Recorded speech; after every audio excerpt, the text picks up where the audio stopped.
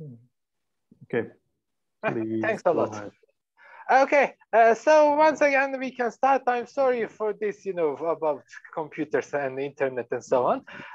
Before we can start explaining about, conversions in Bosnia during 19th century, we have to know some, minor facts. The first one is the Bosnia, when, got under the Ottoman rules in 1462, 2 or 3, the majority of people, accepted Islam. So in Bosnia in 19th century, we can't speak about the classical conversions.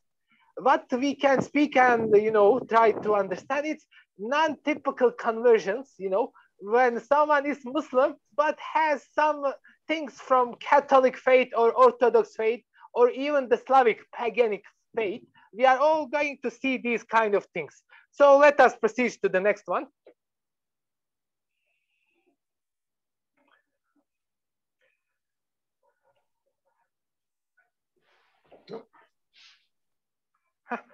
Nice. So 19th century, we can, divide or separate into 3 different parts. The first one is early 1800s till 1850s.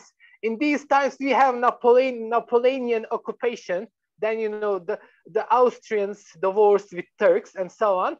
After the 1850s, the Turks government are getting weaker in Bosnia, Serbia, and whatsoever. And in this modern time, we can, talk about the Catholic faith in Bosnia. And the last one is from 1878 till 1900s, when the Austria-Hungary had come to Bosnia, and they emancipate, the Catholic organizations, the massive propaganda from Croatia and Serbia, and whatsoever. We are all going to see these kind of things. So let us proceed.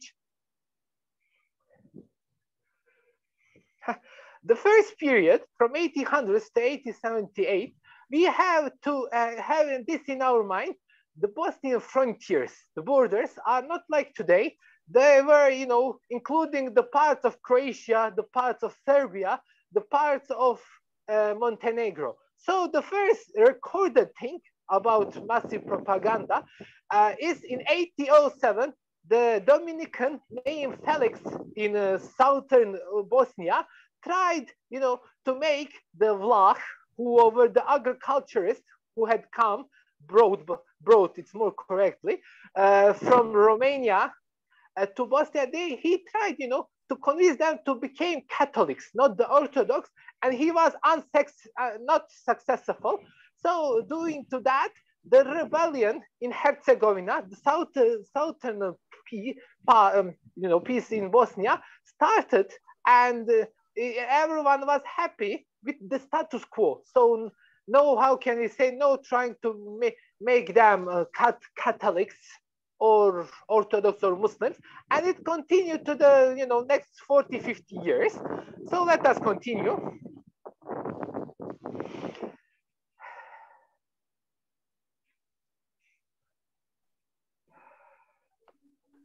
Is it now shared, or just a second?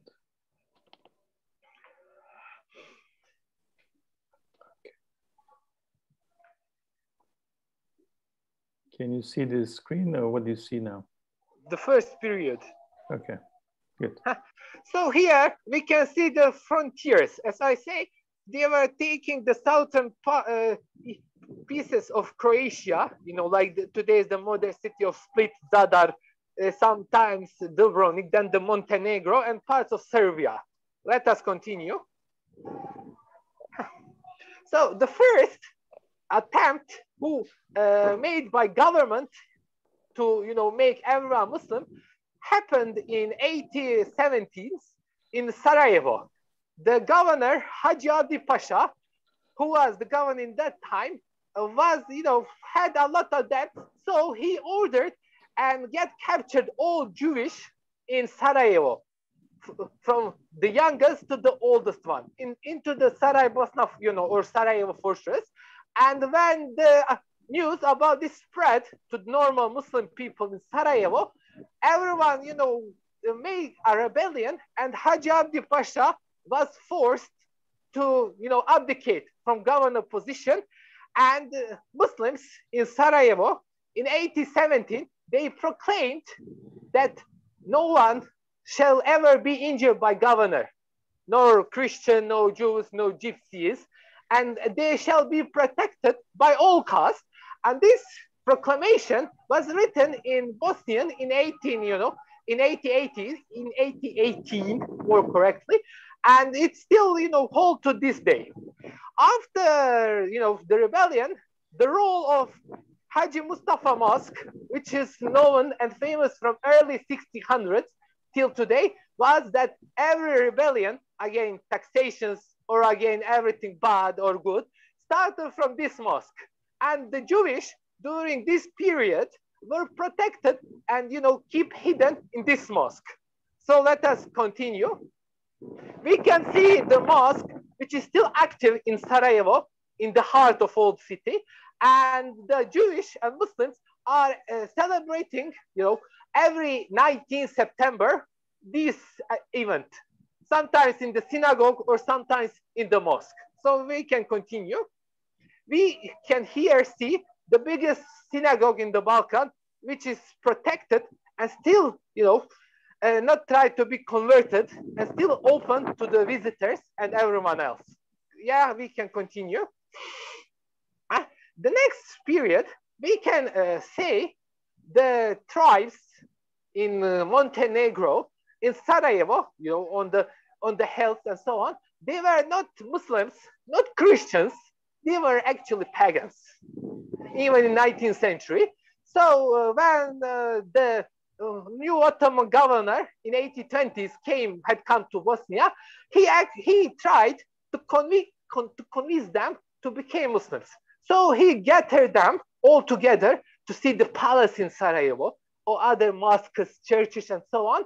And they, converted to be Muslims. What was the main point for them to become Muslims? Because they were tribes, nomadic lifestyle. When with Muslims religion, they, come to the cities, become wealth, lot of money they had, and this money keep, coming till this day, to the 21st century.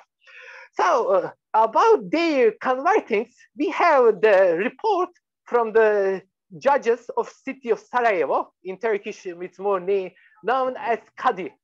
In 1821, the Kadi recorded that 25,000 people all together, like, women, children, and so on, had come to the city of Sarajevo to become Muslim.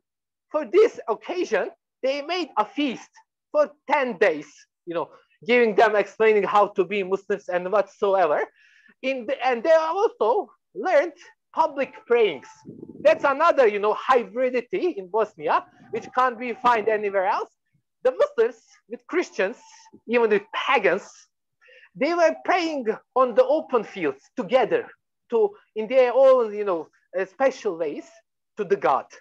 So in the following years, after 1820s, the Ottoman government from Istanbul, and as well as one in Bosnia, they were keeping inhabiting and bringing the Orthodox settlements from Romania for agriculturists. Why is that the reason? The first one, and the most easiest, it's that the Bosnian Muslim society was defected, almost killed by the plagues, wars, and no one was, able to be on the farm landings. So they were bringing them with Orthodox communities to Bosnia had come new customs, which are maybe now we can see it in Romania, like celebrating 27th June, the first day of the, they are saying of the summer, when everyone is going to the water and, try to learn about their faith. Yeah, we can continue, please. Here in Sarajevo, we have the Orthodox Church, which is built in 1860s by the donations of Sultan Abdulaziz and the Muslim society in Sarajevo, and everyone was going there. Today, this church is used sometimes as a shelter when, you know, there's an earthquake and things like that. Yeah, we can continue. Here we have the example of public feasts. They are still so common in Bosnia even today. And in these public feasts, no matter who is or what religion is coming together to see, to explain, to enjoy, you know, a life and have fun. Yeah. The next period we can explain is the rebellion against Ottoman Empire in 1830s. The Mr. Hussein Kaptan, you know, from the city of Gradačac, he rebelled, and in his rebellion, because the Christians and the Jews helped him, he allowed and, you know, them to build a new churches. And secondly, with this allowance, the people from Croatia and Hungary plus Serbia, they you know, start coming to the northeastern part of Bosnia and Herzegovina. With this thing, we only can see and say that the culture and religion was even mixed much more better. And Muslims, you know, were weakened after the rebellion. So the Christians tried and started to protect them till the 1878. Yeah, we can continue. Yeah, here we have the, you know, the Hussein himself. Yeah, we can pass. Here is the churches which are allowed to be built, and with the church, Muslim or Christian, no matter, the social life has changed rapidly in the city of Gradačac. The people, you know, getting interreligious marriages. You know, one is Muslim, one is Christian, and so on. And the second period, from 1850s to the 1878s, it's when the governor of Ottoman governors are weakened totally.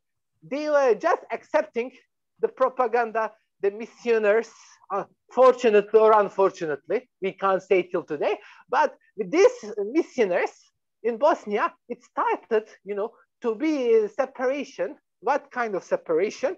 More, for us, it's important that the Catholics were saying that they are not part of Bosnian, but they are part of Croatia, and we'll come to that later. Now we can continue, please. We can here see the Sarajevo capital in the 19th century with the churches freely, without any problems. Life and society, Christians, Jews, or Muslims, without difference, they all had, you know, a similar way of life. As here we can see in the photo, it's mostly likely like in the Turkish, like the Ottomans, but with a slightly difference, you know, with a cleaning bath, wells, and so on. Another important thing is that the woman in Balkan, in Bosnia, since we all speak same language, it's slightly different, the women were coming and getting together, the Jewish, the Christians, the Muslims, and they were, you know, trading the social, the cultural life as standings. Because of this, the Baroque, you know, and the European stills, which we have and know, they had already come earlier to the Bosnian than to the Turkey, to the Istanbul, and other parts of the Ottoman Empire. This is one nice home entrance. It was, you know, same for Christians, Jews, and Muslims. Another important fact is that everyone, like today, it is same in the past, everyone like coffee shops.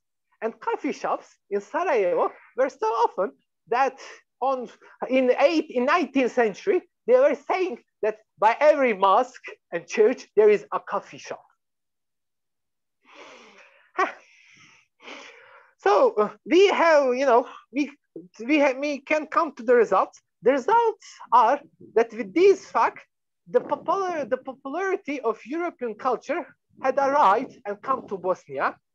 The Austrians explored and write about more Bosnian culture. You know, the trade had spread to many new things. Unfortunately, the massive propaganda made the Catholics and the Orthodox, like they were not, you know, the part of being of Bosnia, like they are Croatians and Serbians. And this debate is still coming up to this day. The third period, it's Austrian period. For us, it's the most important, from 1878 till the 900s. The first one, it's the Austria had arrived. The Muslims in Bosnia were shocked.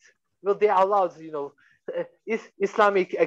Islamic law community and so on. And the Austria in 1882, they proclaimed that the Islam religion is an official state religion and that it will be accepted in Bosnia without any problem.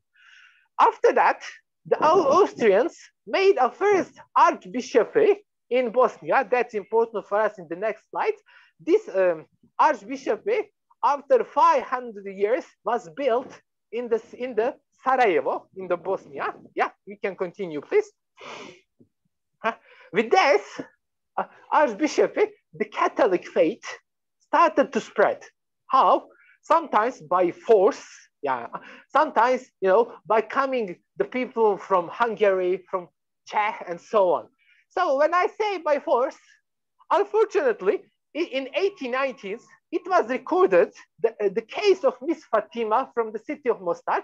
She was a young girl, about 11, 12 years old. And in one day, they, you know, took her as a hostage and she was brought back to the monastery. And after a while, she stayed in monastery. You know, she accepted Christianity. And she wrote, like, in the beginning, it was a little bit different, but I get used to it. Now I like it, enjoy it. So we can see it that the conversions in Balkan, especially in Bosnia, were not just like, you know, I became Christian, I became Muslim, and it's over. It has a deeper meaning to find a new way of life, a new way of people, and etc. The next case is, we have the case of Mr. Mirsad from the Tazin, 1891-92. He had a wife, Austrian wife, and she came to Bosnia to become wife, and her family was not so happy about it. So they, you know, applied to the court, and the court gave a sentence that she can stay, that it's okay. So we can see that during Austrian time, the mixture of the cultures, social life changes, infected, as well as Bosnian Muslims, infected the Austrians, the Croatians, and the Serbs. And now we can speak about, you know, founding a new schools in Bosnia, which were not the religious schools, like how we had in 19th centuries in Austria. The same schools appealed and applied to in Sarajevo, in other parts of Bosnia, and that brings that today's the Bosnian Muslims are not typically, you know, Muslims like we know and used to see it in Middle East or Turkey or in Malaysia and etc. Yeah, we can continue, please.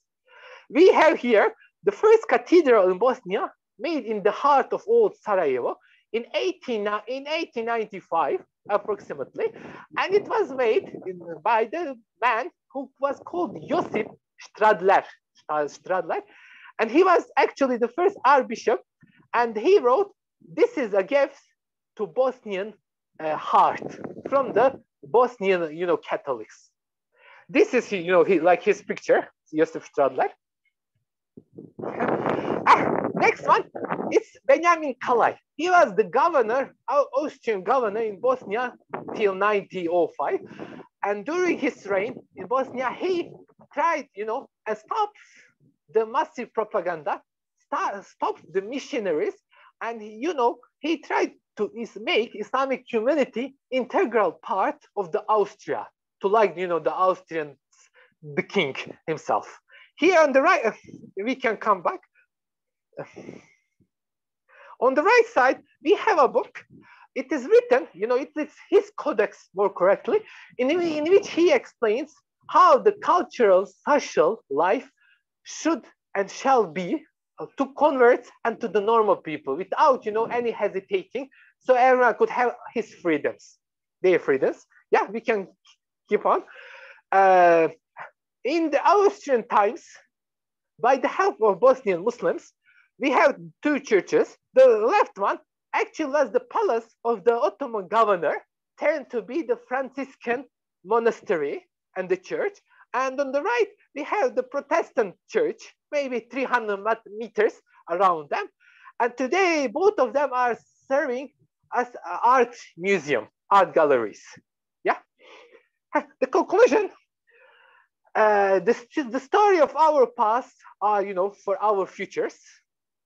In today's world, we do not have much translations made to English, Germans about these topics. With these translations, a new way of understanding would be able to come to Germany, to Europe, about Balkan. And the people in Balkan would get and understand that the cultural heritage, religious heritage, it's much more important than the money. And we all together can protect that. Unfortunately, even today, cultural heritage is massively destroyed in Bosnia, in Serbia, in Croatia, even in Slovenia. So we all have to work, together for a better future. A sustainable understanding of environment and the past will bring us a better future. So thank you very much for listening. Thank you, Herr Valjevac. Now I can stop sharing the screen, yeah. And then we can go back to the audience. And I'm sure there are some remarks and comments on your paper.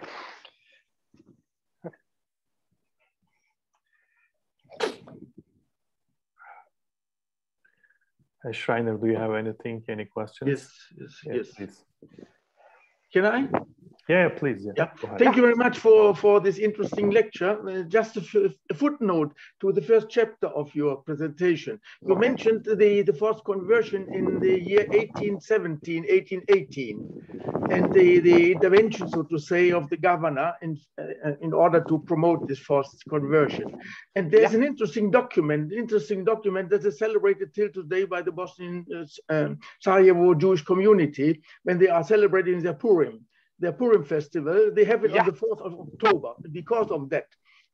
And there's an interesting document, a public letter written by some 250 Muslim dignitaries to the Turkish Sultan to remove the governor. And he was removed. And the day of the removal of the governor, that is now the date of the festival of Purim, celebrated in Sarajevo still today. And the Jews responded to this with the composition of their own Megillah, their own scroll, where the story of Purim is retold. And they call it the Zaryatska Megillah. And this was originally written in Ladino and then translated into Bosnian. And this is a very interesting document, even in terms of the relationship, the closeness between Judaism and Islam, Jews and Muslims in Bosnia. And this is, I think, something special. Yeah, I can agree with you, sir. And plus, maybe I know if it's a famous fact, the Haggadah, the Haggadah, which is written in 15th century, was protected during the Second World War II. And since it was protected, the Jewish community in Bosnia, even in the hard times, like the last war, they were, with our side, trying to help, to fight with Bosnians against the aggression.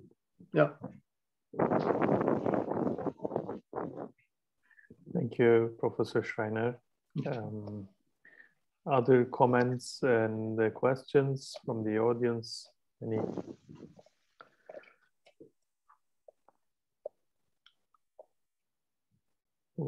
Well, thank you very much, Mr. Valjevac.